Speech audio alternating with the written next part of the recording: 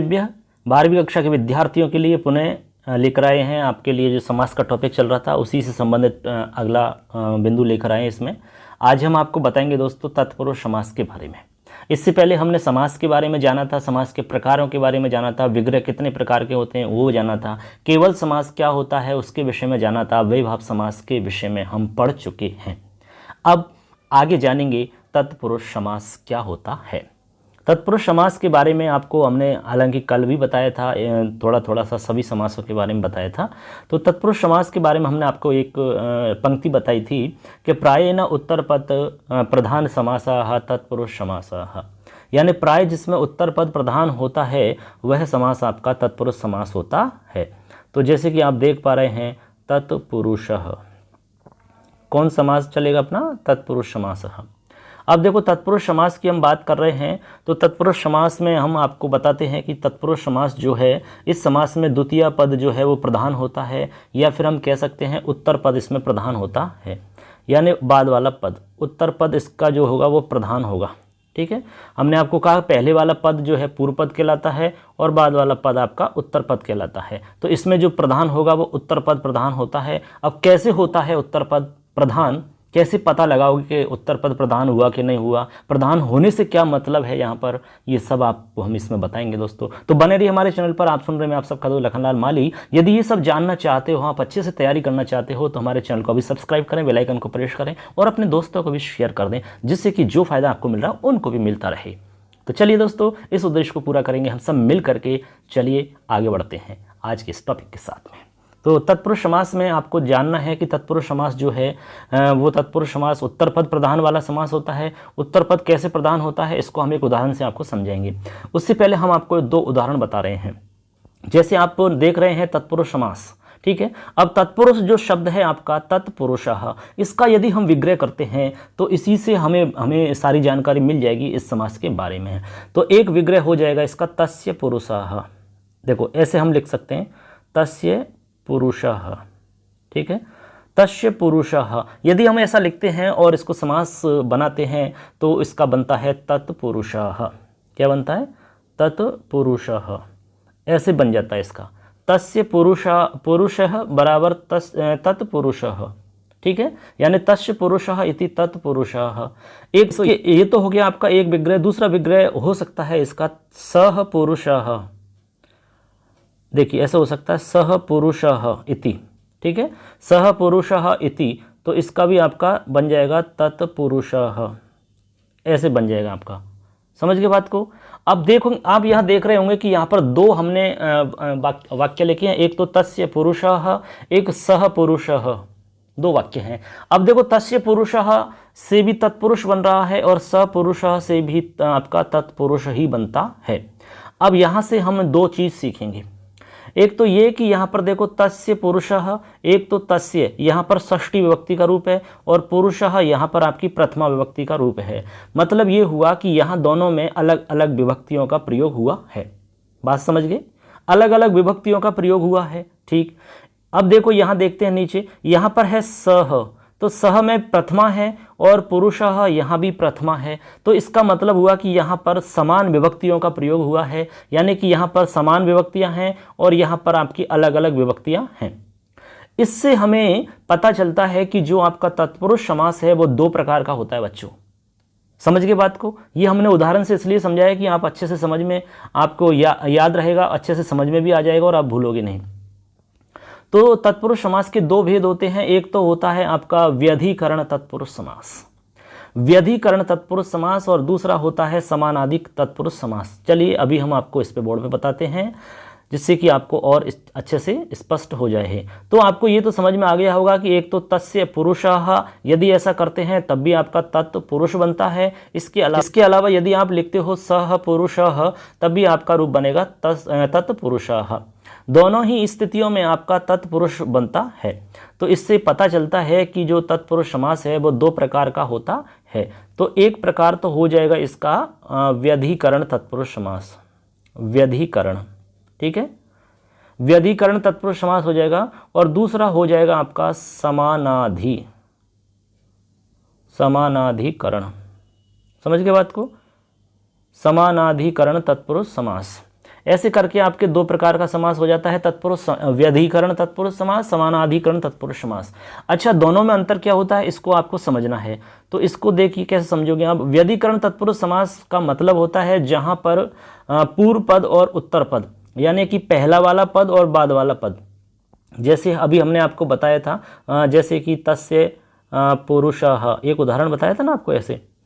तो ये तो हो गया आपका पहले वाला पद और ये हो गया बाद वाला पद, यानी ये तो हो गया पूर्व पद और ये हो गया उत्तर पद, ठीक है ना। पुरुषः तो उत्तर पद है और तस्य पूर्व पद है। तो व्यधिकरण क्या होता है ये हम समझा रहे हैं आपको, इसलिए हमने उदाहरण लिखा है।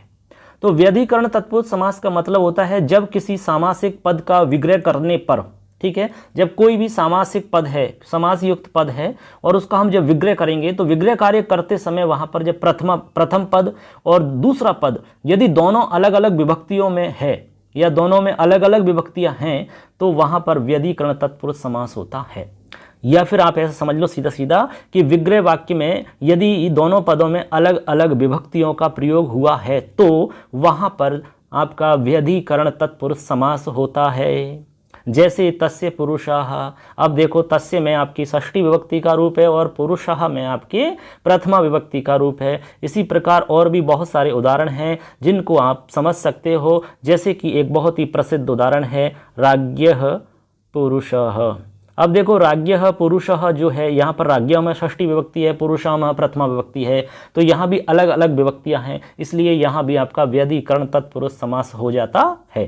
तो यहाँ भी आप समझ गए होंगे दोस्तों। अब ये तो हो गया आपका व्यधिकरण तत्पुरुष समास। अब आप सोच रहे होंगे कि समानाधिकरण तत्पुरुष समास क्या होता है, बिल्कुल बताएंगे।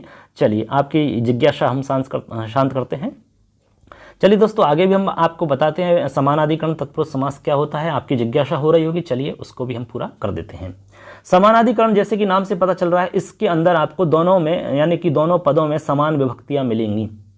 समझ गए बात को, यानी कि जो पहला पद होगा और दूसरा पद होगा उन दोनों के अंदर समान विभक्ति आपको मिलेंगी। यदि ऐसा है तो आप समझ जाना कि वहां पर आपकी कौन सा समास होगा, समानाधिकरण तत्पुरुष समास कहलाएगा। ये आपकी पहचान हो गई दोनों में, बस इसी से आपको पता चलेगा कि इसमें कौन सा समास है। जैसे हमने उदाहरण भी आपको बताया था, एक कैसे बताया था, सह पुरुषः, ये हमने आपको बताया था उदाहरण, तो बनेगा तत्पुरुषः, ठीक है। तो इसमें आपकी समान विभक्तियां, सह में प्रथमा विभक्ति है, पुरुषा में भी प्रथमा विभक्ति है। दोनों पदों में जब एक जैसी विभक्ति होती है, यहाँ प्रथमा की जगह मान लो द्वितीय विभक्ति होती तो इधर भी द्वितीय होती, ठीक है। दोनों तरफ द्वितीय विभक्ति होती, दोनों तरफ तृतीय विभक्ति होती, चतुर्थी विभक्ति होती, कोई भी विभक्ति हो लेकिन दोनों में समान होनी चाहिए थी। ऐसी स्थिति में समानाधिकरण तत्पुरुष समास होता है। तो दोस्तों आप समझ गए होंगे कि तत्पुरुष समास क्या होता है और इसके कौन कौन से इसके प्रकार होते हैं। अब देखो यहाँ पर एक चीज़ और बता देते हैं, हमने एक आपको शुरू में बताया था कि तत्पुरुष समास की जो मुख्य पहचान कह सकते हैं या मुख्य विशेषता कह सकते हैं वो ये है कि प्रायेण उत्तर पद प्रधान समास तत्पुरुष समास, जिसमें मुख्य रूप से प्रधान होता है कौन सा, बाद वाला पद, यानी कि बाद वाला जो पद है वो प्रधान होता है। अब बाद वाला पद कैसे प्रधान होता है, चलिए इसको हम एक उदाहरण से आपको समझाते हैं। हमने कहा और आप भी जानते हैं कि तत्पुरुष समास के अंदर उत्तर पद प्रधान होता है, बाद वाला पद प्रधान होता है। तो यहाँ पर जो प्रधान होने का मतलब आप समझ रहे होंगे, प्रधान होने का मतलब होता है मुख्य।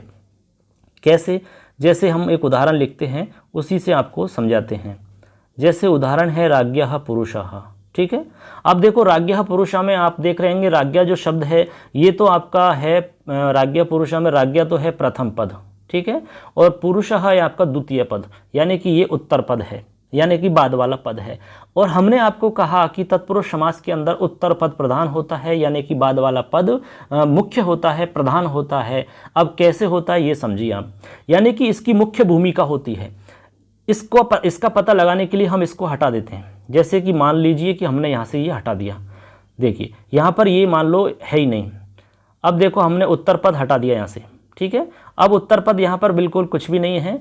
अब आप देखिए यहाँ पर सिर्फ आपके सामने राज्ञः लिखा हुआ है, यहाँ पर कुछ भी नहीं है, ये डैश डैश हो गया आपका। अब यहाँ पर राज्ञः लिखा हुआ है। अब राज्ञः का मतलब क्या होता है बच्चों, राजा का, ठीक है। यहाँ पर अर्थ हो जाता है राजा का। अब राजा का क्या, बताइए। अब आपके दिमाग में बहुत सारे प्रश्न यहाँ पर उत्पन्न हो सकते हैं, उनके उत्तर भी बहुत सारे हो सकते हैं। यानी कि राजा का क्या, यहाँ पर ये जो प्रश्न आपका हो रहा है इसके कई उत्तर हैं, अलग अलग उत्तर आपके दिमाग में आएंगे। राजा का घर भी हो सकता है, राजा का लड़का भी हो सकता है, राजा का आदमी भी हो सकता है, राजा का कोई घोड़ा हो सकता है, राजा का और भी कुछ भी हो सकता है। राजा का क्या, राजा का क्या, राजा का क्या। यानी कि इसका सटीक उत्तर आपको तब मिलेगा जब उत्तर पद आपको पता लग जाएगा, बाद वाला पद क्या है उसका पता लग जाएगा, तो आपकी जितनी भी इच्छाएं हैं, यानी कि जितनी भी आपकी जिज्ञासाएं हैं, वो सारी शांत हो जाएंगी और आपको सटीक पता लग जाएगा। राजा का क्या आखिर, तो ये डिपेंड करता है आपका बाद वाले पद पर। अब बताइए मुख्य हुआ कि नहीं हुआ। अब बताओ कौन सा पद मुख्य हुआ, बाद वाला। अब हमने जैसे ही यहां पर लिख दिया पुरुषः, अब आपकी जो सब जितनी भी आपकी जिज्ञासाएं मन में हो रही थी वो सारी की सारी शांत हो गई। अच्छा, पुरुष की बात थी, अरे मैं तो घोड़ा समझ रहा था, अरे मैं तो घर समझ रहा था, अरे मैं तो उसका लड़के की बात कर रहा था। नहीं नहीं नहीं, राज्ञः पुरुषः, तो राज्ञः पुरुषः राजपुरुषः, ऐसा इसका बनता है। तो कहने का मतलब सीधा सा हम ये बताना चाह रहे हैं आपको कि यहाँ पर उत्तर पद किस प्रकार से प्रधान होता है। तो यहाँ इस प्रकार से उत्तर पद मुख्य होता है, इसकी भूमिका जो है वो मुख्य होती है। इसीलिए कहते हैं कि तत्पुरुष समास में उत्तर पद प्रधान होता है। तो प्रायेण उत्तर पद प्रधान समास तत्पुरुष समास भवति। तत्पुरुष समास के दो भेद होते हैं, व्यधिकरण तत्पुरुष समास और समानाधिकरण तत्पुरुष समास। इसके अलावा एक बात और ध्यान रखनी है, तत्पुरुष समास जो है वो विभक्तियों के आधार पर होता है, यानी तत्पुरुष समास जो है वो विभक्तियों के आधार पर होता है। अब विभक्तियों के आधार पर कैसे होगा, ये आपकी द्वितीय विभक्ति से लेकर के और सप्तमी विभक्ति तक होगा, ठीक है ना। यानी द्वितीय विभक्ति से लेकर के सप्तमी विभक्ति तक होगा, यानी कि जो प्रथम पद है उस पद में जो विभक्ति आपके सामने दिखेगी वही उस पद का नाम हो जाएगा, यानी उसका समास उसी के हिसाब से होगा। यदि पहले पद में द्वितीय विभक्ति है तो उसका नाम हो जाएगा द्वितीय तत्पुरुष समास, यदि तृतीय विभक्ति है तो तृतीय तत्पुरुष समास हो जाएगा, चतुर्थी है तो चतुर्थी तत्पुरुष समास हो जाएगा, पंचमी तत्पुरुष समास हो जाएगा, षष्ठी तत्पुरुष समास हो जाएगा, सप्तमी तत्पुरुष समास हो जाएगा। इस प्रकार से उस पद में जो विभक्ति है उसके आधार पर उसका नाम हो जाएगा। कैसे, उदाहरण से आपको समझाते हैं एक एक को, जिससे कि आपको अच्छे से समझ में आ जाएगा। आपको हम उतना ही बताएंगे जितना आपके एग्ज़ाम में आपके लिए आवश्यक है, जितना आपको आवश्यकता है एग्ज़ाम के हिसाब से, बोर्ड के एग्ज़ाम के हिसाब से। जितना आपको हम बता रहे हैं उससे बाहर कुछ भी आने वाला नहीं है, आपके एग्ज़ाम में वो सारा कुछ आ जाएगा जी। सारा कोर्स होने के बाद में भी हम आपको इम्पोर्टेंट वो उदाहरण बताएंगे जो एग्ज़ाम में आपको निश्चित रूप से आएंगे, उनसे बाहर एग्ज़ाम में आपका सवाल आ ही नहीं सकता, वो हम आपको बाद में बताएंगे। चलिए दोस्तों, तो ये तो आपको हमने समझाने के हिसाब से बता दिया कि भाई तत्पुरुष समास होता क्या है। अब इसमें हम विभक्तियों के आधार पर पढ़ेंगे द्वितीय तत्पुरुष समास क्या होता है, इसके उदाहरण कैसे बनते हैं, तृतीय तत्पुरुष के कैसे बनते हैं, चतुर्थी के कैसे बनते हैं, पंचमी के कैसे बनते हैं, षष्ठी के कैसे बनते हैं, सप्तमी के कैसे बनते हैं। इसको समझने के लिए चलिए हम पुस्तक में चलते हैं दोस्तों। तो चलिए पुस्तक की तरफ चलते हैं, पुस्तक में देखते हैं जो जो उदाहरण पुस्तक में दिए हुए उन सबको हम समझते हैं। अच्छे से समझ में आ गया तो आपका एक भी सवाल गलत नहीं होने वाला है। चलिए पुस्तक की तरफ चलते हैं दोस्तों। पुस्तक में आ चुके हैं हम। देखिए आप देख पा रहे होंगे तत्पुरुष समासः लिखा हुआ है। देखिए ये लिख रहा है तत्पुरुषः समास है, ठीक। और यहाँ आगे लिख रहा है तत्पुरुष समासे प्रायेण उत्तर पदार्थस् प्रधानता भवति, जो कि हम बता चुके हैं तत्पुरुष समास में प्राय उत्तर पदार्थ की प्रधानता होती है। कैसे होती है वो सब हमने समझा दिया, राज्ञः पुरुषः उदाहरण से समझाया गया यहाँ पर, जो कि हम आपको पहले ही समझा चुके हैं, ठीक है। तो ये सब समझाने की आवश्यकता नहीं है। अब हम देखेंगे विभक्तियों के आधार पर कैसे समास होता है। सबसे पहले हम देखेंगे द्वितीय तत्पुरुष समास। तो आपको हमने पहचान बताई थी कि यदि प्रथम पद जो है वो यदि द्वितीय विभक्ति के अंदर है तो समझ जाना उसमें द्वितीय तत्पुरुष समास होगा। चलिए एक एक को समझ लिए, हम एक एक को जान लेते हैं। सबसे पहले जैसे कि आप देख रहे हैं द्वितीय तत्पुरुष समास, इसका उदाहरण लिखा हुआ है कृष्णम श्रुताः। देखिए यह लिखा है कृष्णम श्रुताः। अब देखो यहाँ पर आप देखेंगे कि जो प्रथम पद है आपका, जैसे कृष्णम लिखा हुआ है तो कृष्णम में आपको दिख रही है द्वितीय विभक्ति का रूप है, और आगे लिख रहा है श्रुताः। श्रुतः आश्रितः, यानी श्रुतः या आश्रित, ठीक है ना। तो अब यहाँ पर हम दोनों पदों को मिलाकर के समास बनाएंगे। अब नाम हो जाएगा द्वितीय विभक्ति है तो द्वितीय तत्पुरुष समास हो जाएगा, और इसमें उत्तर पद की प्रधानता है कृष्णम श्रुतः, कृष्ण पर आश्रित या कृष्ण पर श्रित। तो इसमें जो बाद वाला पद है ये इसमें मुख्य है, ठीक है, इसलिए यहाँ पर उत्तर पद की प्रधानता है, दूसरे वाले पद की प्रधानता है। अब करेंगे क्या, हम इन दोनों को मिला देंगे, और मिलाते समय हमने आपको कहा कि विभक्तियाँ हट जाती हैं, विभक्तियों का लोप हो जाता है, ये तो हम पहले ही बता चुके हैं आपको। ठीक है, ये एक बार ही आप समझ लिए, अच्छे से इसको बार बार बताने की आवश्यकता नहीं होगी। तो अब कृष्ण को मिलाएंगे और श्रित को मिलाएंगे तो बन जाएगा कृष्ण श्रिताः। बनेगा कि नहीं बनेगा, तो ये कृष्ण श्रिताः बन जाएगा। अब कृष्ण में जो अम था यानी कि द्वितीय विभक्ति थी वो हट गई, जैसे ही इनको मिलाया उसके बाद में दूसरा नया शब्द बनेगा कृष्ण श्रिताः। अब जब नया शब्द आपका बना, जैसे कि ऐसे बन गया ये कृष्ण श्रिताः, ठीक है ना। अब कृष्ण श्रिता जो नया शब्द बना है, इस नए शब्द के अंदर हम आपको इसकी क्या करेंगे, प्रातिपदिक संज्ञा करेंगे, उसके बाद में सु आएगा, सु का फिर विसर्ग होगा, तब आपको दिखेगा कृष्ण श्रिताः, जो कि हम आपको सीधा डायरेक्ट बता रहे हैं। ठीक है, क्योंकि अभी फिलहाल में हमें इतना ही समझना है, इसीलिए आपको हम उतना ही बता रहे हैं जितना आपको आवश्यकता है। ठीक है दोस्तों, फिर भी आपको कोई शंका रहती है, आपकी कोई भी आपकी जिज्ञासा रहती है तो आप हमें लिख दीजिए, कमेंट कर दिए, फटाफट आपका हम उत्तर दे देंगे। चलिए ठीक है, अब ये तो हो गया आपका कृष्ण श्रिता, द्वितीय तत्पुरुष समास इसमें हो जाएगा। इसी प्रकार से दूसरा उदाहरण है दुखम अतीताः।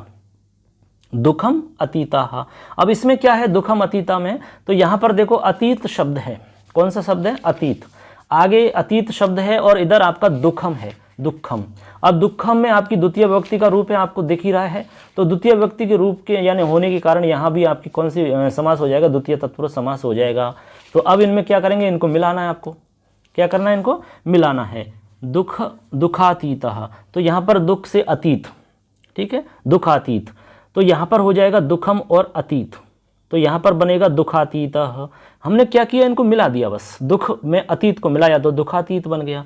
तो इस प्रकार से आपका ये रूप बन जाएगा, तो द्वितीय तत्पुरुष समास हो जाएगा। ऐसे आपका है नरकम पतिताः, नरक में पतित हो गया, गिर गया, ठीक है ना, तो उसको हम कहेंगे नरक पतिताः। इसमें भी द्वितीय तत्पुरुष है क्योंकि यहाँ द्वितीय व्यक्ति का रूप है, यानी कि पहला वाला जो पद है ना, पहले वाला, जैसे नरक है, दुखम है, कृष्णम है, इनमें विभक्ति देखनी है आपको, तो यहाँ सब में द्वितीय विभक्ति दिख रही है हमें, तो द्वितीय तत्पुरुष होगा, सीधा सा है, बाद में चाहे कोई भी है, अलग पद मिलेगा आपको। तो नरकम पतिताः, तो यहाँ हो जाएगा नरक पतिताः। अब मान लो यहाँ नरक की जगह और कुछ होता, जैसे मान लो यहाँ होता कूपम, जैसे कूपम होता, कूपम पतिताः, यानी कूप यानी कुआं होता है, कूपम पतिता होता तो कूप पतिताः बन जाता, बनता कि नहीं बनता, ऐसे ही। अब मान लो जलम होता, जलम पतिताः, तो जल पतिताः बन जाता। कुछ भी बना सकते हो, कितने भी उदाहरण बना सकते हो, लेकिन तरीका एक ही रहता है।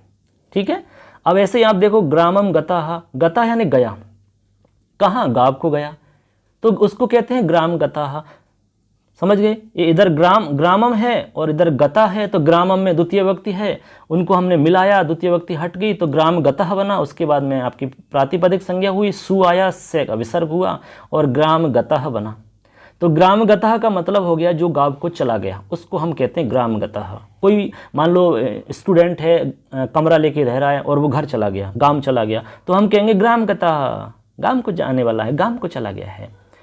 आगे है स्वर्गम गताः, अब कोई स्वर्ग को चला गया मान लो, तो उसको कहते हैं स्वर्ग गताः, यानी जो स्वर्ग में चला जाता है उसको स्वर्ग गताः कहते हैं। क्या कहते हैं उसको, स्वर्ग गताः।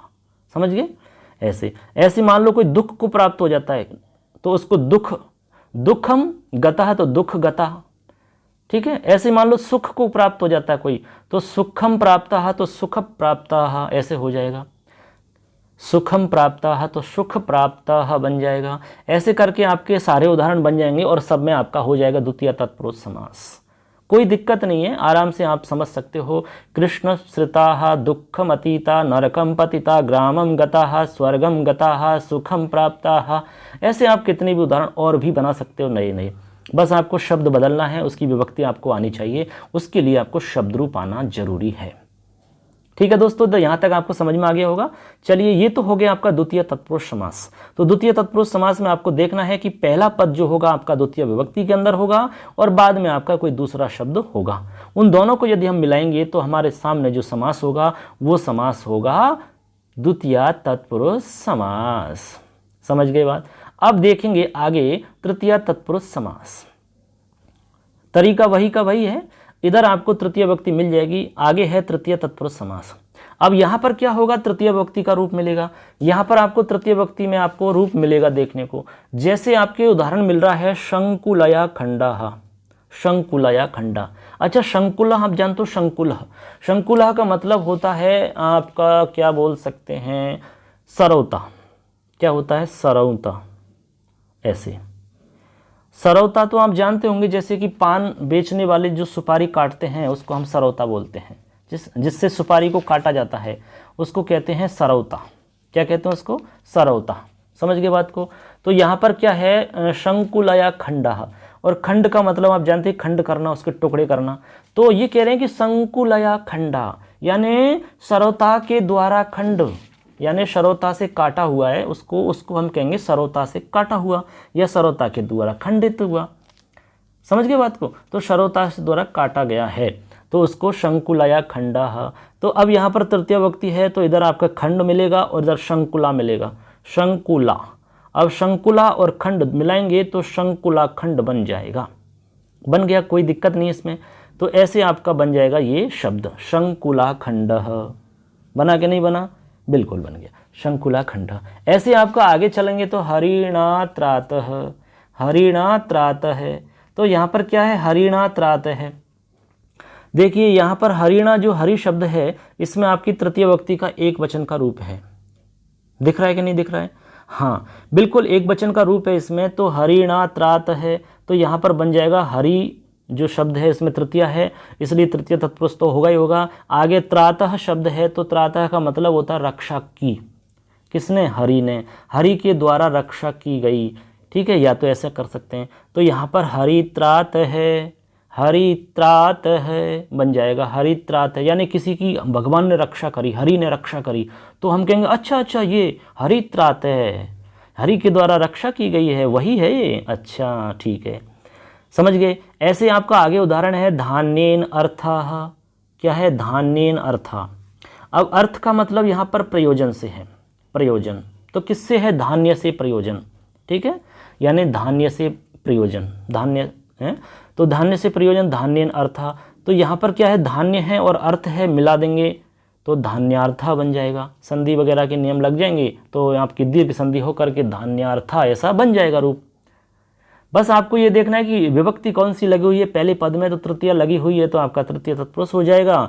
आगे है आपका पुण्येन अर्थः, पुण्य से प्रयोजन। तो पुण्येन अर्थः में आपके पुण्य शब्द है, उधर अर्थ है तो पुण्यार्था बन जाएगा।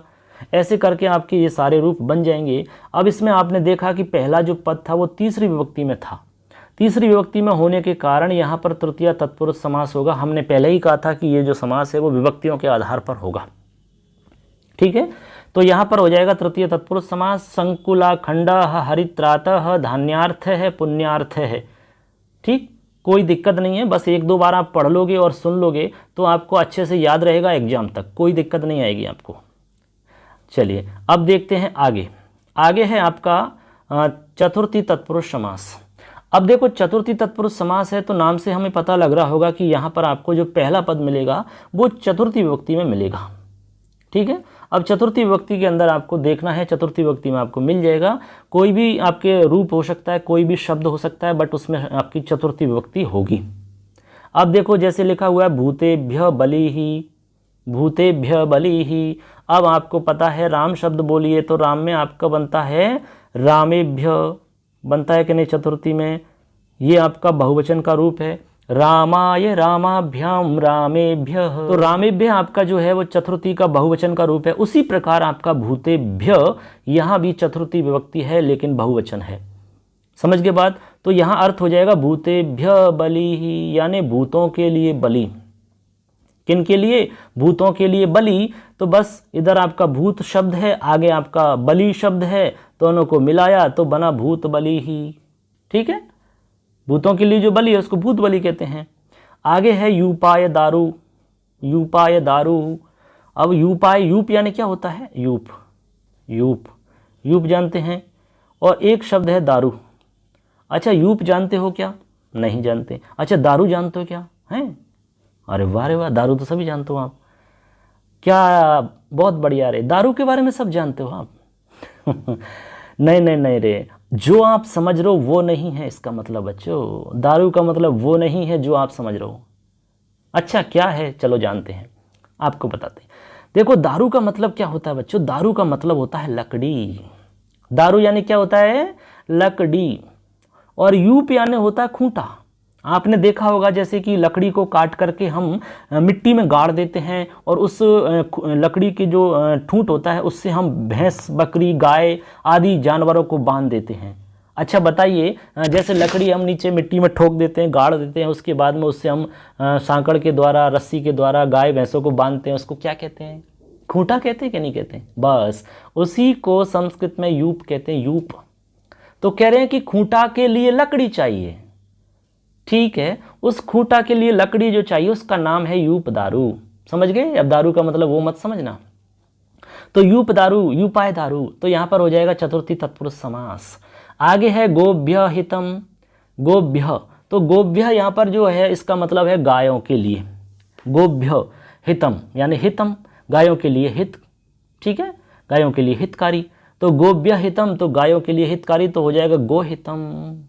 ऐसे ही गोभ्य सुखम, गायों के लिए सुखकारी या सुख, तो उसको हम कहेंगे गोसुखम। क्या कहेंगे उसको, गोसुखम। तो विभक्ति कौन सी है, चतुर्थी है, तो चतुर्थी तत्पुरुष समास हो जाएगा।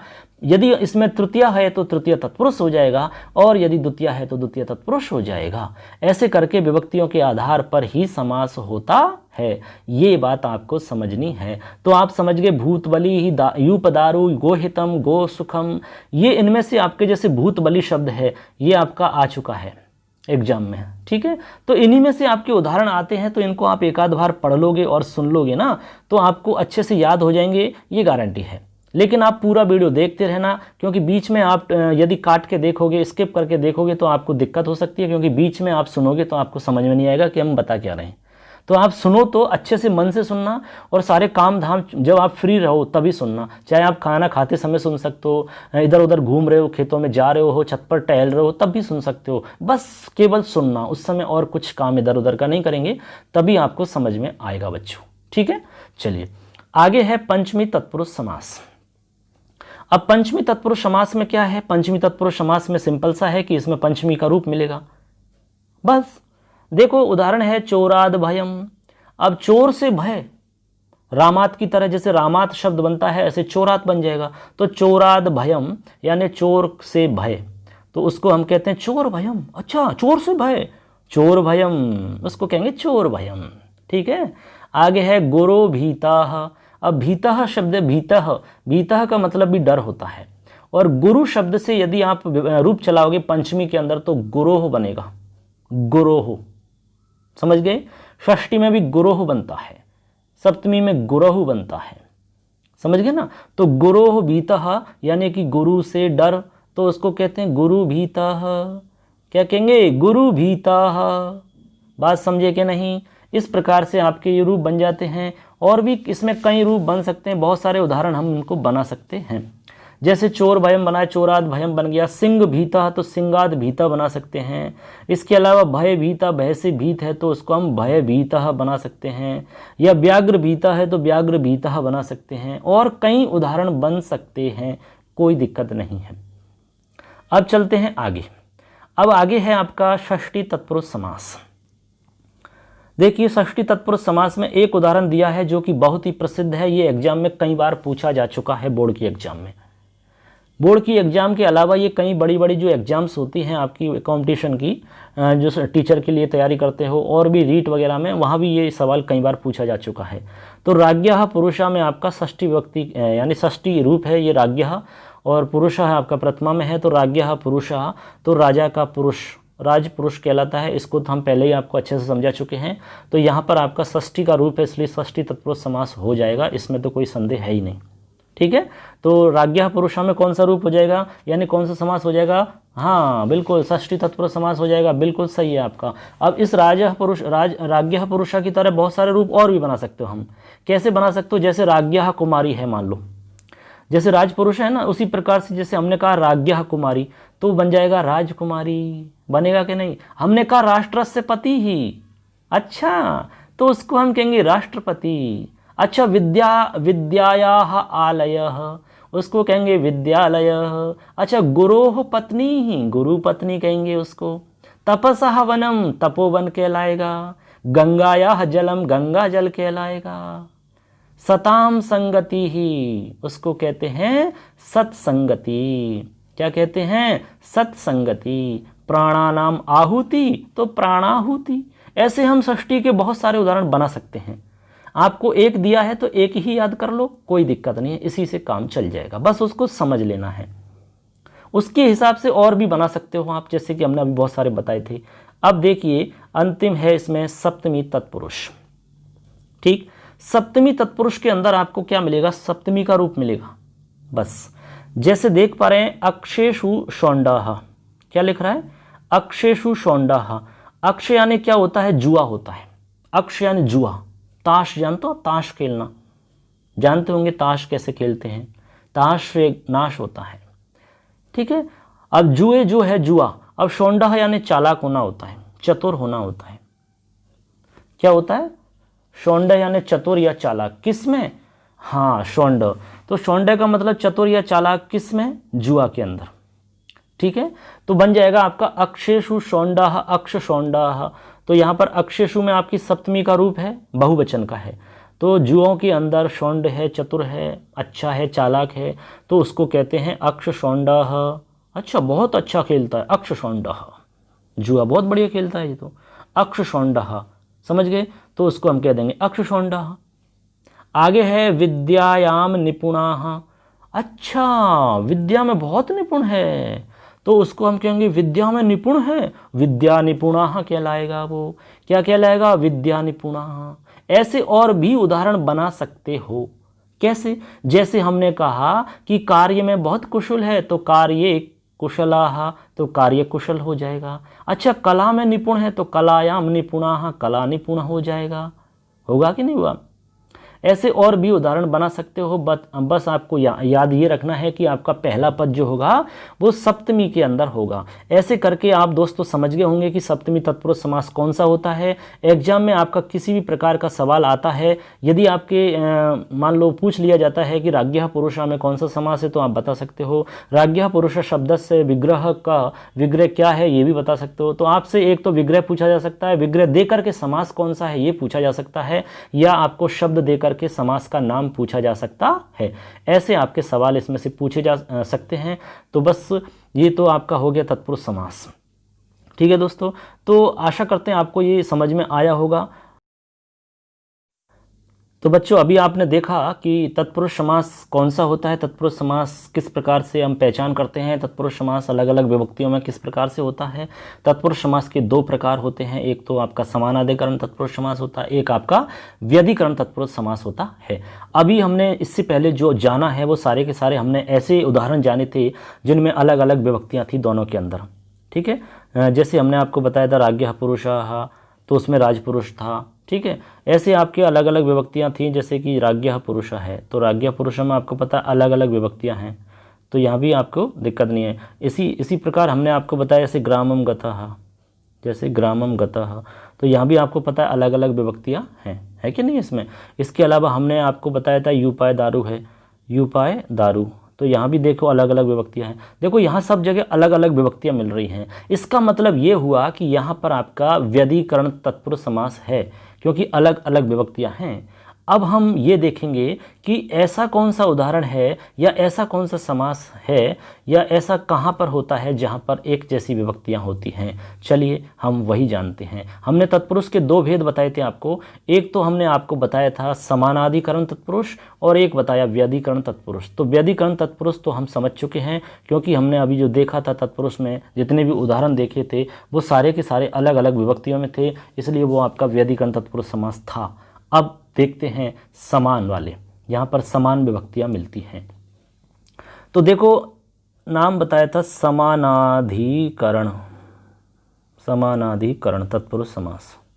ठीक है, समानाधिकरण तत्पुरुष समास,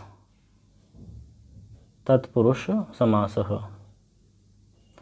तत्पुरुषः समासः। कौन सा समास? समानाधिकरण तत्पुरुष समासः।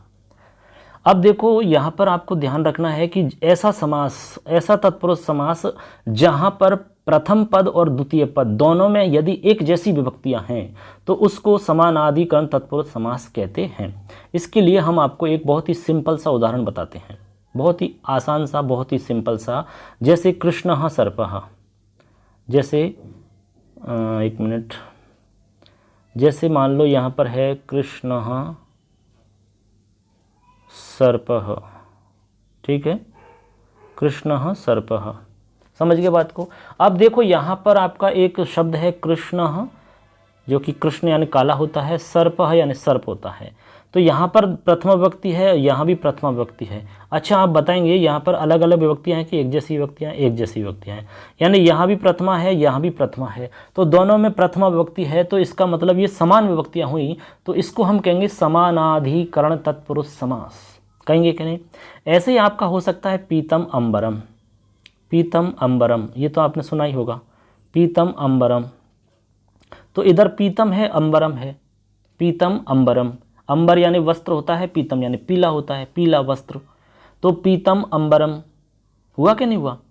ऐसे नीलम उत्पलम हो सकता है, होता है या नहीं होता है? बिल्कुल होता है। तो अब देखो यहाँ पर समान विभक्तियाँ हैं, तो इन सब में कौन सा समास होगा? समानाधिकरण तत्पुरुष समास। अब एक बात और ध्यान रखनी है आपको, समानाधिकरण तत्पुरुष समास का ही दूसरा नाम कर्मधारय समास है, या फिर आप कह सकते हो समानाधिकरण तत्पुरुष समास को ही कर्मधारय समास कहा जाता है। बात समझे कि नहीं समझे? बिल्कुल समझ गए ना। तो बस ये चीज़ आपको अच्छे से समझनी है कि जो समानाधिकरण तत्पुरुष समास है इसी को हम कहते हैं कर्मधारय, कर्मधारय समासः, इसी को कहते हैं कर्मधारय समासः। तो अब आप शायद समझ गए होंगे कि कर्मधारय समास क्या होता है, समझ गए। विशेषणम विशेषेण बहुलम सूत्र है, विशेषेण विशेषेण बहुलम, या एक सूत्र है तत्पुरुषा समानाधिकरण कर्मधारयः, यानी समानाधिकरण तत्पुरुष समास को कर्मधारय समास भी कहा जाता है। ये आप शायद स्पष्ट नहीं समझे होंगे, लेकिन अब समझ गए होंगे। तो आपको याद रखना है कि समानाधिकरण तत्पुरुष समास जो है उसी को हम दूसरा नाम कर्मधारय समास कहते हैं। तभी तो हमने कहा था आपको कि तत्पुरुष समास का भेद कर्मधारय है और कर्मधारय का भेद द्विगु है, इसीलिए कहा था हमने। अब आप समझ गए इस बात को। चलिए, तो ये तो एक छोटी सी बात थी कि समानाधिकरण तत्पुरुष समास क्या होता है और समानाधिकरण को ही हम कर्मधारय कहते हैं। अब देखते हैं कि कर्मधारय समास क्या होता है और कर्मधारय के अंदर उदाहरण कैसे बनते हैं, उनको हम समझेंगे एक एक को। इसकी क्या विशेषता होती है, इसकी क्या पहचान होती है, ये सारी चीज़ हम समझेंगे। तो हम अब पढ़ेंगे कर्मधारयः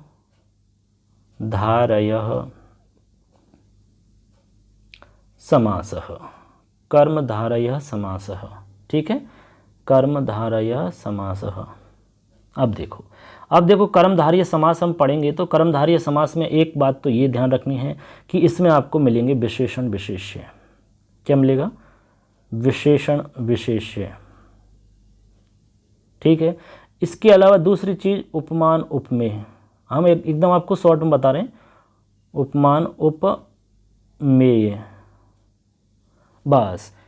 विशेषण विशेष्य आपको समझना है, एक उपमान उपमेय आपको समझना है, तो आप समझ लो कि आपका कर्मधारय समास हो गया, ठीक है ना। यानी जब किसी भी सामासिक पद में एक पद, देखो जब किसी समास युक्त पद में या सामासिक पद में एक पद में विशेषण हो एवं एक पद विशेष के रूप में होता है तो वहाँ पर कर्मधारय समास होता है। यानी कि एक तरफ या तो विशेषण होगा या विशेष्य होगा और दूसरी तरफ भी विशेषण विशेष्य होता है। यानी कि जहाँ पर विशेषण विशेष्य होता है वहाँ का कर्मधारय समास होता है, या फिर उपमान उपमेय जहाँ होता है वहाँ कर्मधारय समास होता है। बस यही चीज़ आपको समझनी है। अच्छा, इसको हम एक एग्जाम्पल के द्वारा बताते हैं, एक उदाहरण से आपको समझाते हैं, तो हो सकता है कि आपको और अच्छे से क्लियर हो जाए ये बात। तो हम एक उदाहरण बताते हैं आपको, जैसे उदाहरण हो जाएगा, जैसे आपके सामने कृष्णः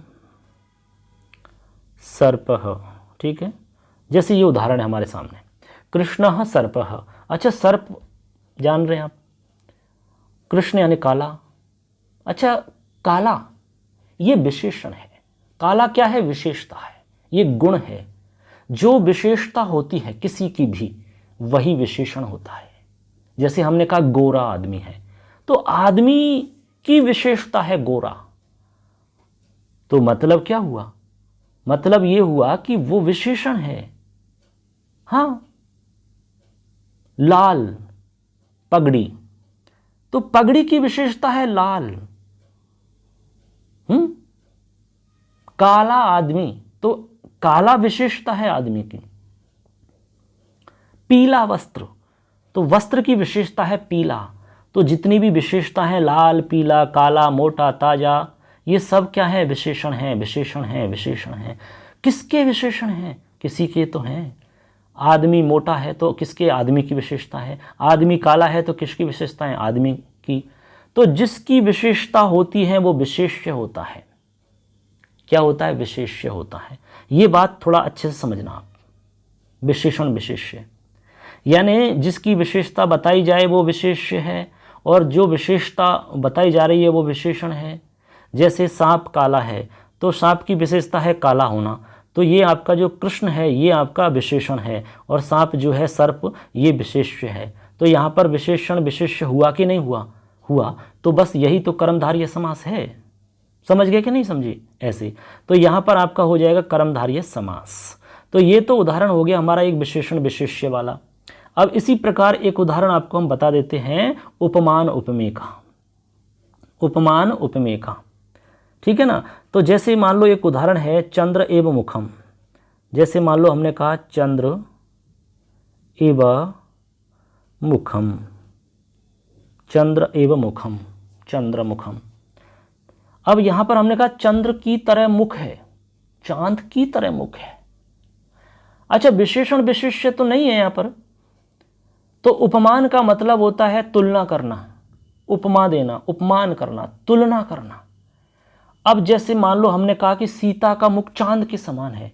किसके समान है, चांद के समान। किसका मुख, सीता का। तो वो सीता का जो मुख है वो तो उपमेय है।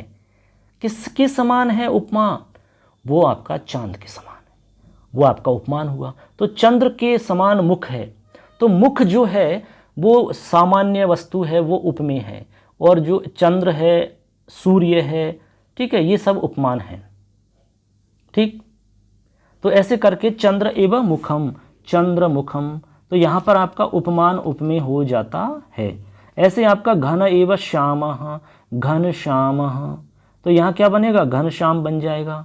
बनेगा कि नहीं बनेगा, बनेगा। घनश्याम हुआ कि नहीं हुआ, घन एवं श्याम यानी घन की तरह काला, घन की तरह काला, ठीक है। तो यहाँ पर क्या हो जाएगा, उपमेय और उपमान हो गया। तो यहाँ पर कर्मधारय समास हो जाएगा। तो विग्रह करेंगे तो आपको जैसे उपमान उपमेय का प्रयोग हो ही रहा है इसमें, तो ऐसे करके आपके ये उदाहरण बन जाते हैं। तो जहाँ पर आपका विशेषण विशेष्य होता है, जहाँ पर आपका उपमान उपमेय होता है, वहाँ पर आपका क्या हो जाएगा, कर्मधारय समास हो जाएगा। उपमान उपमेय में तुलना की जाती है, जैसे चांद के समान मुख है, या फिर व्याघ्र के समान ताकतवर है, या फिर आप कह सकते हैं कि चरणे कमलम एव, या फिर नयने कमलम एव, नयन कमल है, ठीक है। ऐसे उदाहरण हैं। घनश्याम है, पुरुष व्याघ्र एवं, पुरुष व्याघ्र की तरह है, व्याघ्र के समान है। ऐसा जहाँ पर होगा वो आपका उपमान उपमेय होगा। और विशेषण विशेष्य आप समझते ही हैं, जैसे काला घोड़ा, लाल घोड़ा, सफ़ेद घोड़ा, पीला वस्त्र, लाल वस्त्र, ऐसे वो विशेषण विशेष्य हैं। ऐसी स्थिति में आपका कर्मधारय समास होता है। बस सिंपल सा ये समझना है आपको। चलिए, ये तो आप समझ गए कि भाई कर्मधारय समास होता क्या है। अब इसमें कुछ उदाहरण हैं जो पुस्तक में आपके दिए हुए हैं, वो सारे उदाहरण हम समझ लेते हैं, जिससे आपको ये अच्छे से समझ में आ जाए, और एग्जाम में आपको जो यदि कोई प्रश्न आता है इसमें से तो वो आपका गलत नहीं हो और आपका सवाल एकदम सही हो जाए, आपको नंबर पूरे मिल जाए इसमें। चलिए, अब हम किताब में चलते हैं, पुस्तक के अंदर देखते हैं कौन कौन से उदाहरण दिए हैं। चलिए दोस्तों, हम पुस्तक में आ चुके हैं। देखिए, जैसे कि आप देख पा रहे हैं किताब के अंदर हैं अभी हम, लिखा हुआ है कर्मधारय समासः, देख रहे हैं ना। तो ये आपका कर्मधारय समास दिख रहा होगा। इसके अंदर आपको सारी चीज़ बता रखी है, जैसे यदा तत्पुरुष समासस्य द्वयोः पदयोः एक विभक्ति अर्थात समान विभक्ति भवति तदा सह समानाधिकरण तत्पुरुष समासः भवति अयमेव समासः कर्मधारय इति नाम्ना ज्ञायते। इसी समास को हम कर्मधारय के नाम से भी जानते हैं। अस्मिन् समासे साधारणतया पूर्वपद विशेषणम उत्तरंच विशेष्यम भवति, यानी कि जैसे कि नीलकमलम, यानी कि नीलकमलम, पहला पद जो होता है वो विशेषण पद होता है और बाद वाला विशेष्य पद होता है, तो वहाँ पर आपका कौन सा हो जाएगा, कर्मधारय समास हो जाएगा। ठीक है, ऐसे करके आपकी ये पहचान हो गई। ये सब हम बता चुके हैं आपको। अब डायरेक्ट हम चलते हैं उदाहरणों पर। तो उदाहरण देखिए, सबसे पहले यहाँ दिया हुआ है इन्होंने विशेषण विशेष्य कर्मधारय समास। विशेषण विशेष्य कर्मधारय समास का मतलब है कि यहाँ पर आपको विशेषण मिलेगा पहले और उसके बाद में विशेष्य मिलेगा। तो ऐसी स्थिति में आपका जो समास होगा वो होगा विशेषण विशेष्य कर्मधारय समास। ठीक है, तो विशेषण विशेष्य देखना है आपको, तो सिंपल सा विशेषण विशेष्य मिल रहा है तो आपका समास हो जाएगा कर्मधारय। जैसे उदाहरण है आपका पीतम अंबरम इति। पीतम अंबरम इति, तो यहाँ पर देखिए पीतम यानी पीला होता है, अंबरम यानी वस्त्र होता है। तो यहाँ पर वस्त्र की विशेषता है पीला होना, है कि नहीं। तो विशेषण और विशेष्य हुआ कि नहीं हुआ, तो दोनों हो गए विशेषण और विशेष्य। ये तो हो गया आपका विशेषण और ये हो गया आपका विशेष्य अंबर। तो दोनों को मिलाया तो बन गया पीताम्बरम। बना कि नहीं बना, ऐसे पीताम्बरम। आपसे पूछा कि पीताम्बरम इत्यस्य पदे कः समासः, तो उत्तर हो जाएगा कर्मधारय समासः। पीताम्बरम इत्यस्य विग्रह क, तो इसका विग्रह हो जाएगा पीतम अंबरम इति पीताम्बरम। ऐसे आप बना सकते हो, कोई दिक्कत नहीं है। ऐसे ही आपके और भी उदाहरण इसमें हैं बहुत सारे, जिनको हम आसानी से बना सकते हैं। चलिए देख लेते हैं कैसे बनेंगे वो उदाहरण, बहुत ही आसान है, देखते हैं। देखो उदाहरण है रक्तम कमलम। क्या लिख रहा है, रक्तम कमलम, यानी जो कमल है वो कैसा है, रक्त है। रक्त यानी लाल है, तो लाल कमल है तो उसको हम रक्त कमलम कहेंगे। क्या कहेंगे, रक्त कमलम। हो गया, कमल की विशेषता है रक्त, तो विशेषण विशेष्य हुआ, बिल्कुल हुआ। ऐसे ही आपका बन जाएगा वीरः पुरुषः, तो वीर पुरुष है। कैसा पुरुष है, वीर पुरुष है। अच्छा, विशेषण विशेष्य हुआ, तो यहाँ विशेषण विशेष्य हुआ कि नहीं हुआ, तो ये भी आपका कर्मधारय समास हो जाएगा। दीर्घा रज्जुः इति। दीर्घा रज्जु, रज्जु यानी होता है रस्सी। क्या होता है, रस्सी। कैसी रस्सी है, दीर्घ, बहुत लंबी रस्सी है। हाँ बिल्कुल, तो बहुत लंबी रस्सी है, इस कारण से यहाँ पर क्या हो जाएगा, विशेषण विशेष्य हो जाएगा, तो आपका दीर्घ रज्जु बन जाएगा। ऐसे आपका कुत्सिता राजा। कुत्सिता राजा, यहाँ पर बन जाएगा कुत्सिता राजा में कुत्सित राजा यानी बुरा राजा। कुत्सिता राजा में बुरा राजा इसका अर्थ रहता है। तो यहाँ पर एक अलग से मतलब उदाहरण, एक नियम रहता है, हालांकि इसमें डायरेक्ट बता दिया आपको, तो उसको आपको समझ लेना। कुत्सिता राजा जो आपका उदाहरण है, इसका रहता है कि जब किसी सामासिक पद में प्रथम पद के रूप में यदि किम आए, ठीक है, या उसके समानार्थी वाला पद प्राप्त हो रहा हो एवं संपूर्ण पद निंदा अर्थ में प्रयुक्त हो रहा हो, तो वहाँ पर कर्मधारय समास होगा। ऐसे पदों की विग्रह करने में किम आदि शब्दों के स्थान पर हम विशेष्य के लिंग के अनुसार हम कुत्सित शब्द का प्रयोग कर देते हैं। कुत्सित शब्द का हम प्रयोग कर देते हैं। जैसे राजा है तो पुल्लिंग है तो पुल्लिंग का प्रयोग करेंगे। यदि यहाँ पर राजा के स्थान पर स्त्रीलिंग का शब्द होता तो हम कुत्सिता स्त्रीलिंग का रूप बनाते हैं यहाँ पर। यदि राजा के स्थान पर नपुंसक का कोई शब्द होता तो हम कुत्सित की जगह कुत्सितम नपुंसक का रूप हम यहाँ पर बनाते। ऐसे इसका मतलब हुआ, समझ गए बात को। तो कुत्सिता राजा इति बन जाएगा कु राजा। तो ऐसी स्थिति में जो कुत्सित है वो आपका कु में बदल जाता है, यानी कुत्सित की जगह कु हो जाता है, तो आपका रूप बनता है यहाँ पर कु राजा बन जाएगा। कुत्सिता राजा कु राजा, बुरा राजा। जैसे कहते हैं माता से कुमाता बनता है, कुत्सिता माता कुमाता, ऐसे यहाँ पर कु राजा बन जाएगा। ऐसे एक है महान पुरुषः इति। अब देखो पुरुष कैसा है, महान है। अच्छा, महान पुरुष है तो विशेषण विशेष हुआ कि नहीं। अच्छा, विशेषता है महान होना, तो महापुरुष बन जाएगा। ऐसे यहाँ पर कृष्ण सर्प है, ये तो हम बता ही चुके आपको, तो काला सर्प है तो यहाँ आपका यहाँ बन जाएगा कृष्ण सर्प। ऐसे करके आपके ये सारे के सारे उदाहरण बन जाएंगे, कोई दिक्कत नहीं है। रक्त कमलम वीर पुरुषः दीर्घ रज्जु कु राजा कुपुरुषः कुमाता महापुरुषः कृष्ण सर्पः, सारे उदाहरण पीताम्बरम नयन कमलम, ये सब बन जाएंगे आपके। ठीक है, तो अब देखिए आपको समझ में आ गया होगा। बहुत ही मतलब सरल तरीका से हम समझा रहे हैं कि आप समझ जाएं। एक दो बार यदि आपने सुन लिया अच्छे से मन से तो गारंटी से आपको याद रहेगा और हमेशा के लिए याद रहेगा, एग्जाम तक भी आप नहीं भूलोगे। ठीक है, चलिए अब इसके अलावा दूसरा हम प्रकार है हमारा इसमें उपमान उपमेय कर्मधारय समास। अब इस प्रकार के उदाहरणों में आपको उपमान उपमेय दिखेगा। इससे पहले जो उदाहरण पढ़े थे उनमें विशेषण विशेष्य था, ठीक, लेकिन यहाँ पर अब आपको जो दिखेगा वो दिखेगा उपमान उपमेय। उपमान उपमेय हम पहले ही बता चुके हैं आपको, उपमा करना यानी तुलना की जाती है। जैसे चांद के समान मुख है, ठीक है, और सूर्य के समान तेजस्वीमान है, ऐसे, ठीक है, चंद्र के समान मुख है, कर्पूर के समान गौरी है, घन के समान काला है, ऐसे वज्र के समान कठोर है, ऐसे उदाहरण आपको मिलेंगे। तो समझ जाना उपमान उपमेय है। अब देखो सबसे पहला उदाहरण है घनः इव श्यामः इति।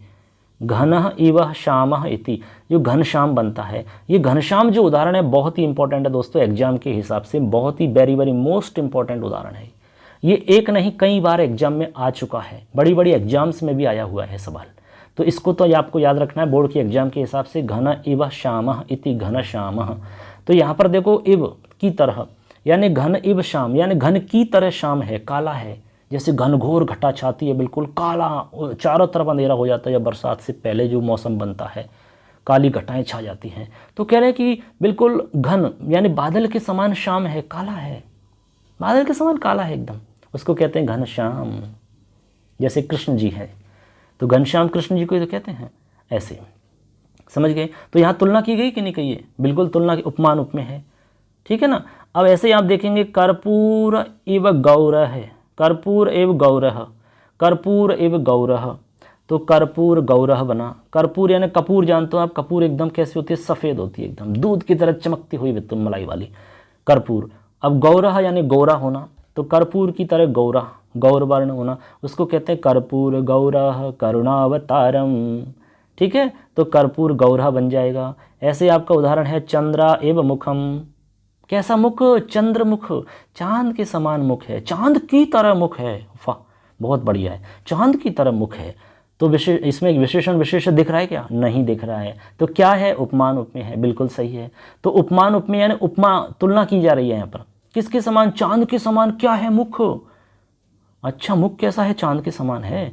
तो यहाँ पर उपमान है और उपमेय है, उपमेय आपका मुख है और चंद्र आपका उपमान है, तो यहाँ पर चंद्रमुखम बन जाएगा। ऐसे आपका शैल एव उन्नताः, शैल यानी पर्वत के समान उन्नत है, बिल्कुल ऊंचा है, बहुत ऊंचा, पहाड़ के समान ऊंचा, उसको कहते हैं शैलोन्नताः, ठीक है, शैलोन्नताः। वज्र एव कठोरम, वज्र यानी वज्र के समान, पत्थर के समान कठोर है, उसको कहते हैं वज्र कठोर, वज्र के समान कठोर, जैसे इंद्र का वज्र था उसके समान कठोर, उसको कहते हैं वज्र की तरह कठोर है। बहुत मजबूत आदमी है, कुछ फर्क नहीं पड़ता, बहुत ही कठोर है, उसको कहते हैं क्या, वज्र है रे, अरे वज्र की तरह है, वज्र के समान कठोर है। करते कि नहीं तुलना हम ऐसे। तो ऐसे जब तुलना करते हैं ना, जहाँ उपमान उपमेय होता है तो वहाँ कर्मधारय समास होता है। ये आप समझ गए होंगे, एक दो बार पढ़ लेना और समझ लेना, गारंटी से याद हो जाएंगे, कोई दिक्कत आपको नहीं आएगी, ठीक है दोस्तों। चलिए अब देखो आगे देखते हैं। देखो ये तो जो कर्मधारय समास था ये तो आपका पूरा हो चुका है। अब इसमें कुछ छोटे छोटे और भी समास हैं जिनको इसमें दिया हुआ है, तो हम उनको आपको बता देते हैं, कोई ज़्यादा खास नहीं है। जैसे यहाँ लिख रहा है नया तत्पुरुष समास, क्या लिख रहा है, नया तत्पुरुष समास, ठीक है। इसको हम एक अच्छे से समझाते हैं आपको। नया तत्पुरुष समास में आपका नहीं का अर्थ होता है, नहीं का अर्थ। जैसे एक उदाहरण आपको हम बताते हैं, जैसे हमने कहा न सत्यम, ठीक है, यानी नहीं का अर्थ आएगा, यानी इसमें नेगेटिव अर्थ आएगा न का अर्थ, न सत्यम, इसको हम क्या कह सकते हैं, असत्यम। जो सत्य नहीं है वो असत्य होगा, होगा कि नहीं होगा। अच्छा, दूसरा है न अश्वः, मान लो कोई गधा जा रहा है, बच्चे से कहा हमने, देखो देखो घोड़ा जा रहा है, ओ बच्चे ने कहा नहीं नहीं नहीं, नहीं घोड़ा नहीं है, न अश्वः, अश्व नहीं है, तो क्या है बताएंगे, अभी समझे कि नहीं। अब देखो यहाँ दो प्रकार के आपके उदाहरण मिलते हैं जो कि हमने दोनों ही लिख दिए हैं यहाँ पर। अब कैसे समझोगे, यानी इस प्रकार के उदाहरण आपको मिलेंगे। अब यहाँ पर जो न है आपका, ये न जो है ये बदल जाएगा, एक तो अ के रूप में और कभी कभी बदल जाता है अन के रूप में। बस ये आपको समझ में आ गया तो आपका नया तत्पुरुष समास क्लियर हो गया। समझो भाई, कैसे समझोगे। अब इसको कैसे समझ में आपको आना है, देखिए आपका जो न है, ये वाला न, ये न जो दिख रहा है आपका, क्या होगा, ये जो आपका न है ये आपका अ में कब बदलेगा, ये इस अ में, और ये आपका अन में कब बदलेगा, ये आपको समझना है बस। तो इसका हम एक शॉर्ट तरीका बताते हैं आपको, बहुत ही सिंपल सा आसान सा तरीका बता रहे हैं। यदि इस न के बाद में कोई भी व्यंजन से स्टार्ट होने वाला शब्द है तो जो न है वो अ में बदल जाएगा, सिंपल सा। किस में बदल जाएगा, अ में। तो जैसे न के बाद में सत्यम दिख रहा है, तो सत्यम जो शब्द है वो आपका व्यंजन से स्टार्ट हो रहा है कि स्वर से हो रहा है? व्यंजन से हो रहा है। तो आपके यहाँ आपकी इस स्थिति में क्या होगा, न के स्थान पर यानी न को हटा करके आपको यहाँ पर अ लिख देना है और बन जाएगा असत्यम, बन गया। ऐसे ही यदि इस न के बाद में यदि कोई भी ऐसा शब्द है जो स्वर से स्टार्ट हो रहा है, तो वहाँ पर आपके न के स्थान पर अन कर देना है। क्या कर देना है? अन, ये वाला अन। अब अन कर दो और फिर आपस में जोड़ दो तो बन जाएगा अनश्वः। ऐसे अनश्वः बनेगा कि नहीं बनेगा? ऐसे आपका बन जाएगा अनश्वः। बस अन कर दो और आपस में जोड़ दो, अनश्वः बन जाएगा। ने अधिकारः अनधिकारः बन जाएगा। ऐसे बहुत सारे उदाहरण बन जाएंगे आपके। तो ये तो हमने इसलिए बताया कि भाई आपको समझ में आया कि ये नए तत्पुरुष समास होता क्या है। तो बस ने का अर्थ आएगा, उसमें नेगेटिव अर्थ आएगा आपका, और जो ने है वो अ में बदल जाएगा या अन में बदल जाएगा। यदि न के बाद में व्यंजन है, कोई व्यंजन से स्टार्ट होने वाला शब्द है, तो वो अ में बदल जाएगा न, और यदि कोई स्वर है तो वो आपका बदल जाएगा अन में। चलिए देखिए उदाहरण इसमें सिर्फ 2 ही हैं।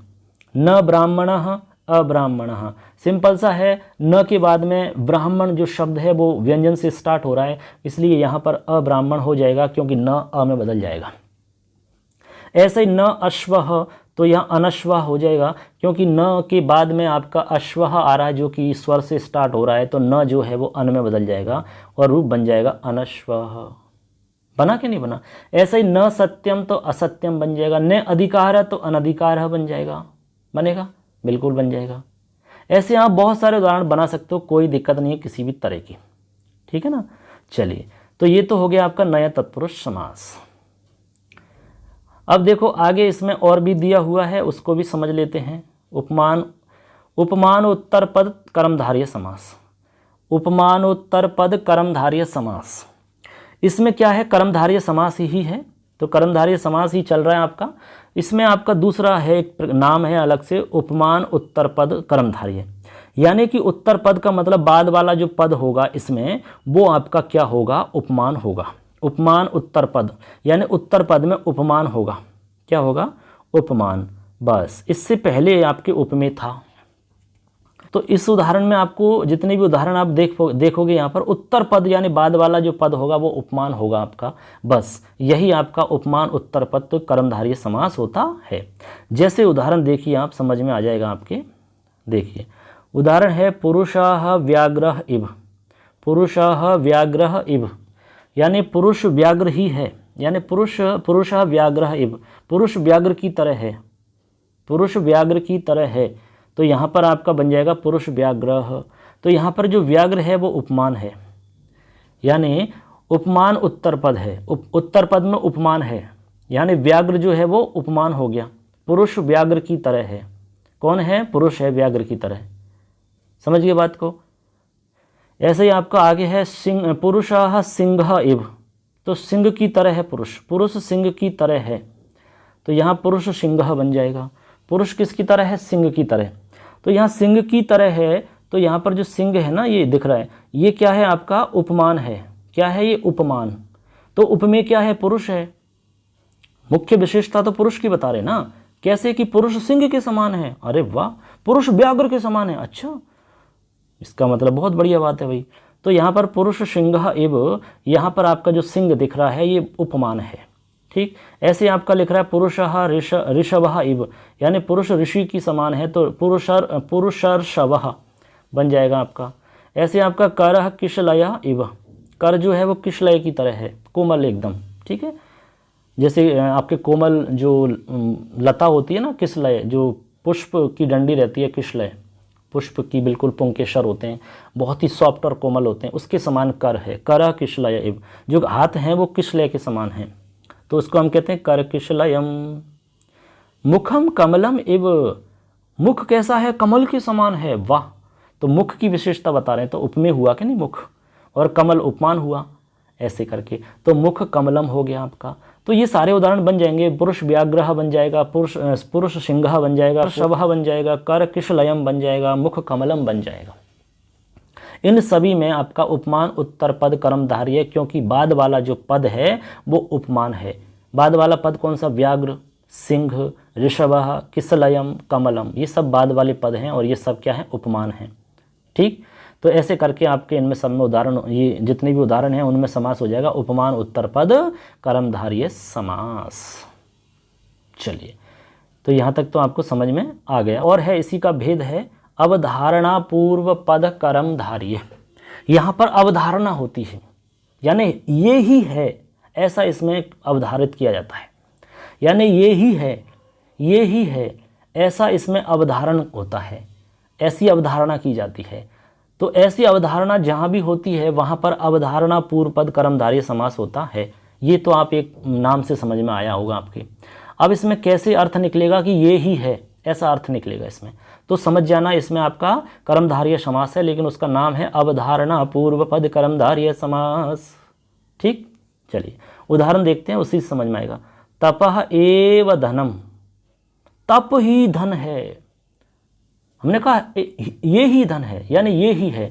तपः एव धनम, तप ही धन है, ऐसा अर्थ निकलेगा तो अवधारणा की जा रही है। तो यहाँ बनेगा तपोधनम, तपः एव धनम यानी तपोधनम बन जाएगा, तो आपका समास हो जाएगा कर्मधारय। ठीक है, इसके बाद में विद्या एव धनम, विद्या ही धन है तो विद्या धनम बन जाएगा। गुरु एव देवः, गुरु ही देव है तो गुरु देवः बन जाएगा। ठीक है, यहाँ भी अवधारणा की, नहीं गुरु ही देव है हमारे, तो भाई माता पिता है तो माता ही आपकी क्या है, भगवान है, पिता ही भगवान है, पिता तो पिता ईशः, पिता एव ईशः, पिता ईशः, पितृ ईशः बनेगा फिर। ऐसे आपका वेदः एव संपतः, तो वेद संपत बन जाएगा। ठीक है, वेद ही संपत है तो वेद संपत बन जाएगा, संपत्ति है सब, धरोहर सब। तो ऐसे करके आपके तपोधनम, विद्याधनम, गुरुदेवा, वेद संपत सारे उदाहरण बन जाएंगे जहाँ पर आपकी अवधारणा की गई है कि नहीं यही है, तप ही धन है, विद्या ही धन है आपका, गुरु ही देव है हमारे, वेद ही संपत है हमारी। ऐसे आपके उदाहरण बन जाएंगे। तो ऐसे जो भी उदाहरण होंगे वो आपका समास कौन सा होगा, अवधारणा पूर्व पद कर्मधारय समास हो जाएगा। सिंपल सा है, इसलिए आप ज़्यादा इसमें दिमाग नहीं लगाना है, बस थोड़ा थोड़ा सा समझ लो, उसी में आपके क्लियर हो जाएगा। अब बस थोड़ा सा और बच रहा है, इसमें उपपद तत्पुरुष समास है एक छोटा सा, उपपद तत्पुरुष समास। अब उपपद तत्पुरुष समास में क्या होता है बच्चों, उसमें उपपद में आपके द्वितीय विभक्ति वाला रूप बनता है। और इसमें आपका जैसे आपके देखो उपपद समास में एक छोटी सी बात बता देते हैं इसमें होता क्या है। इसके अंदर जब किसी सामासिक पद में द्वितीय पद जो है वो कोई स्वतंत्र सार्थक शब्द नहीं होता है, द्वितीय पद दूसरा वाला पद जैसे करोति है, जब द्वितीय पद कोई स्वतंत्र सार्थक शब्द नहीं होता, यानी स्वतंत्र रूप से सार्थक शब्द नहीं होता। जब करोति है तो करोति करता है, कोई स्वतंत्र सार्थक शब्द नहीं है अपने आप में। ठीक है, तो द्वितीय कोई भी स्वतंत्र सार्थक शब्द नहीं होता है, अपितु तिंग प्रत्ययों को छोड़ करके अन्य किसी प्रत्यय के रूप में प्राप्त होता है, तो वहाँ पर उपपद तत्पुरुष समास माना जाता है। ऐसे पदों का विग्रह कार्य करते समय प्रकट अर्थ के अनुसार प्रथम पद में उचित विभक्ति का प्रयोग करके आगे हम क्या करते हैं, प्रयुक्त प्रत्यय की धातु के अनुसार ही उसमें हम लट्लकार प्रथम पुरुष एक वचन के क्रिया रूप का प्रयोग कर देते हैं। बस जैसे कुंभकार, चर्मकार, स्वर्णकार, चित्रकार, पत्रकार, कलाकार, ज्ञानप्रद, लाभप्रद, कष्टप्रद, सर्वज्ञ, मर्मज्ञ, तत्वज्ञ, विशेषज्ञ, सामान्यज्ञ, सरोजम, ऐसे सारे उदाहरण आपके उपपद तत्पुरुष समास के। समझ गए बात को, सिंपल सा है। तो आपको तो सिर्फ ये दो ही उदाहरण याद रखने हैं, बस इसी से आपका काम चल जाएगा। तो कुंभम करोति, कुंभकार, जो कुंभम करोति कुंभ करता है या कुंभ को बनाता है उसको हम कुंभकार कहते हैं। सूत्र को बनाने वाला सूत्रकार होता है, स्वर्ण को बनाने वाला स्वर्णकार होता है, चर्म का कार्य करता चर्मकार होता है, चित्र बनाने वाला चित्रकार, पत्रकार, कलाकार, ज्ञानप्रद, लाभप्रद, कष्टप्रद, सर्वज्ञ, मर्मज्ञ, ऐसे सारे उदाहरण बनते हैं उपपद तत्पुरुष समास में। तो आपको दो याद रखने, कुंभकार और सूत्रकार बन जाएगा आपके, तो उपपद तत्पुरुष समास हो जाएगा इसमें। ठीक है, चलिए तो आशा करते हैं ये समझ में आ गया होगा आपके। अब बस एक पंक्ति और है आपका, एक समास और है कुसंज्ञक तत्पुरुष समास, कुसंज्ञक तत्पुरुष समास, कुसंज्ञक तत्पुरुष समास। ठीक है, तो इसमें क्या है आपको एक ही याद रखना है, कुसंज्ञक तत्पुरुष समास में कुत्सित शब्द का प्रयोग होगा, कुत्सित का, और कुत्सित के स्थान पर कु हो जाएगा, कुत्सिताः पुरुषाः कुपुरुषाः। ऐसे आपका कुत्सिताः माता कुमाता बन जाएगा, बनेगा कि नहीं, कुत्सिता राजा कुराजा बन जाएगा। ऐसे आपके उदाहरण बन जाएंगे, पहले भी ऐसा उदाहरण आया था आपके। तो इनमें भी आपका कौन सा तत्पुरुष समास ही होगा। तो ऐसे करके हम तत्पुरुष समास पढ़ चुके हैं, क्योंकि तत्पुरुष का ही भेद कर्मधारय होता है और इसी का भेद आपका कर्मधारय का भेद आपका द्विगु आएगा, जो आगे हम पढ़ेंगे आने वाले वीडियो में। ठीक है दोस्तों, तो इसमें आपने जाना दोस्तों, इसमें आपको हमने बताया कि तत्पुरुष समास कौन सा होता है, तत्पुरुष समास के कौन कौन से भेद होते हैं, कर्मधारय समास क्या होता है, कर्मधारय समास के कौन कौन से भेद हैं, ये सारा हमने जान लिया तत्पुरुष समास के बारे में। देखिए यहाँ से हमने जाना था तत्पुरुष समास, द्वितीय विभक्ति, तृतीय, चतुर्थी, पंचमी, षष्ठी, सप्तमी, ये पूरा जान लिया। कर्मधारय समास हमने जान लिया, कर्मधारय समास के अंदर विशेषण विशेष्य मुख्य रूप से होते हैं, जैसे कि पीतम अंबरम है, रक्त कमलम है, वीर पुरुषा, दीर्घ रज्जु, कुराजा, ऐसे। इसके अलावा उपमान उपमेय यानी कि जहाँ पर तुलना की जाती है आपस में, वहाँ भी कर्मधारय समास होता है, जैसे घनश्याम है आपका, कर्पूरः, चंद्रमुखम, ऐसे उदाहरण बन जाएंगे। नए तत्पुरुष समास है, यहाँ का नए की ध्वनि आती है, नए का अर्थ नेगेटिव अर्थ निकलता है। असत्यम है, अनधिकार है, अनश्वः, ऐसे उदाहरण बनते हैं। उपमान उत्तर पद, जहाँ पर उपमान उत्तर पद यानी बाद में आता हो, पुरुष व्याघ्र, पुरुष सिंह, ऐसे। अवधारणा जहाँ पर होती है, जैसे कि ये ही धन है, तो ऐसा रहता है, तो वहाँ पर आपका कर्मधारय समास होगा। उपपद तत्पुरुष में कुंभकार, चित्रकार, पत्रकार, लेखक, ऐसे चित्रकार, पत्रकार, ऐसे बनते हैं। कुसंज्ञक तत्पुरुष में आपका कुत्सिता आता है और ऐसे बनता है कुपुरुषः, कुराजा, कुमाता, ऐसे आपके उदाहरण बनते हैं। तो इस प्रकार से दोस्तों हमारा पूरा हो जाता है ये तत्पुरुष समास। इसमें आपका एक और बच रहा है तत्पुरुष समास से ही जुड़ा हुआ द्विगु समास, जो कि हम अगली वीडियो में पढ़ेंगे। तो ये आपको वीडियो कैसा लगा जरूर हमें कमेंट करके बताना, और इसमें कोई भी आपको दिक्कत रहती है, किसी भी तरह की आपको समझने में प्रॉब्लम रहती है, तो हमें जरूर कमेंट करना। आपके प्रश्न का हम उत्तर जरूर देंगे दोस्तों, आपकी जिज्ञासा का हम जरूर उत्तर देंगे, लेकिन आप कमेंट जरूर करना। और आपसे अंत में यही कहना चाहेंगे दोस्तों कि आप चैनल पर यदि पहली बार आए तो जरूर चैनल को सब्सक्राइब करके जाना, और अपने दोस्तों को भी जरूर शेयर करना, क्योंकि इस पर हम पूरी इंपॉर्टेंट जानकारी देते रहेंगे। एग्जाम से संबंधित जो भी कुछ इसमें विशेष रहेगा वो सब आपको बताते रहेंगे, और व्याकरण का पूरा टॉपिक इसमें हम करवाएंगे आपको। जो भी साहित्य है आपका संस्कृत साहित्य, वो भी आपको इसमें बताएंगे हम। तो मिलेंगे फिर आपसे, फिर मुलाकात करेंगे अगले वीडियो के साथ में, एक अगले न्यू टॉपिक के साथ में। तब तक के लिए जय हिंद, जय तु भारतम, जय तु संस्कृतम, धन्यवाद।